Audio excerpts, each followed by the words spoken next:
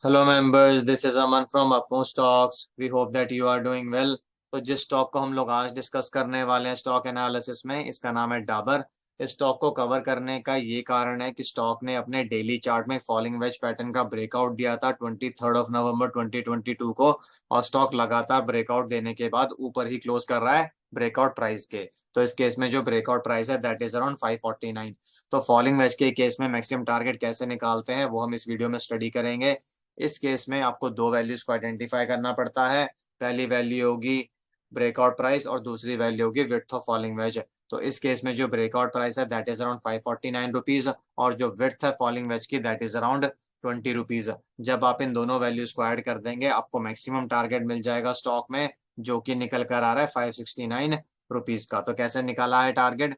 Breakout price को identify किया, width of falling veg निकाली। इस केस में जो ब्रेकआउट प्राइस है वो 549 की है, जो विड्थ ऑफ फॉलिंग वेज है दैट इज 20 रुपीज।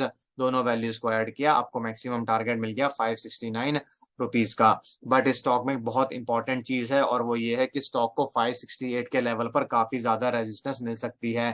तो ऐसा हो सकता है कि स्टॉक 569 के लेवल तक जाए ही नहीं, 568 को टच करके ही वापस नीचे आ जाए, या उससे पहले भी नीचे आ सकता है। फॉर एग्जांपल जैसे कि 567 के लेवल को टच किया, 566 के लेवल को टच किया और वापस नीचे आ गया, क्योंकि इसको 568 के लेवल पर बहुत ज्यादा रेजिस्टेंस मिल सकती है, वहां से वापस नीचे आ सकता है। तो अगर आपके पास ये स्टॉक है तो आपको 568 के प्राइस लेवल का बहुत ज्यादा ध्यान रखना होगा। वहां पे आपको थोड़ा सा कॉशियस होना पड़ेगा। ऐसा हो सकता है कि वहां पे इसको रेजिस्टेंस मिले और स्टॉक वापस नीचे आए। अगर स्टॉक वापस नीचे आता है तो स्टॉक को जो ये upper band of the falling veg है, यहाँ पर आइडली इसको सपोर्ट मिलना चाहिए। अलग अलग लेवल्स पर इसको सपोर्ट मिल सकता है, बट जो ये upper band of falling veg है ये इसके लिए क्रिटिकल सपोर्ट की तरह काम करेगा। अगर स्टॉक वापस इस लाइन के नीचे क्लोज करना शुरू कर देगा तो फिर जो फॉलिंग वेज पैटर्न हमने आपके साथ डिस्कस किया है ये कहीं ना कहीं फेल हो जाएगा, अगर ये मैक्सिमम टारगेट को अचीव करने से पहले ऐसे कर देता है तो।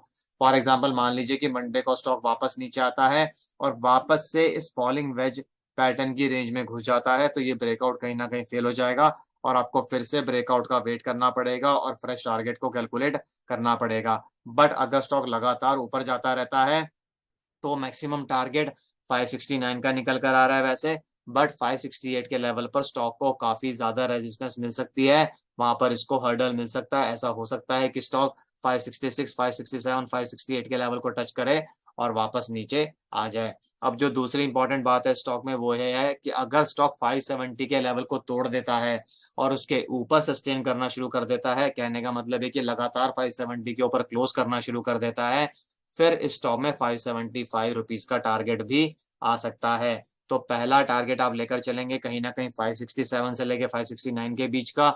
और अगर 570 टूट जाता है और स्टॉक उसके ऊपर सस्टेन करना शुरू कर देता है तो उस केस में स्टॉक फिर 575 के लेवल को भी टच कर सकता है। जैसे स्टॉक को 568 पर काफी रेजिस्टेंस मिलेगी, वैसे ही स्टॉक को 575 के लेवल पर भी काफी रेजिस्टेंस मिल सकती है। तो आपको बस दो बातों का ध्यान रखना है कि मैक्सिमम टारगेट 569 का है, बट जरूरी नहीं है कि स्टॉक 569 तक जाए। हो सकता है कि 568, 566, 567 के लेवल को टच करे और वापस नीचे आ जाए, और नीचे की तरफ जो ये upper band of the falling veg है ये इसके लिए सपोर्ट का काम करना चाहिए। अगर स्टॉक वापस नीचे आने की कोशिश करता है आने वाले दिनों में before achieving the maximum target of 569 और 568, अगेन 570 का लेवल टूट जाएगा, तो फिर इसके लिए जो सपोर्ट लेवल निकलता है वो 568 का हो जाएगा। और उस केस में फिर आप अपने स्टॉप लॉस को ऊपर की तरफ रिवाइज भी कर सकते हैं after consulting your financial advisor. तो अगर आपको स्टॉक से रिलेटेड कुछ भी कंसर्न्स, क्वेरीज या सजेशंस हो तो आप कमेंट बॉक्स में डाल सकते हैं। हम उनका रिप्लाई करने की कोशिश करेंगे जल्दी से जल्दी। और इसी के साथ मैं इस वीडियो को एंड करूंगा। This is Aman signing off. Bye bye, take care.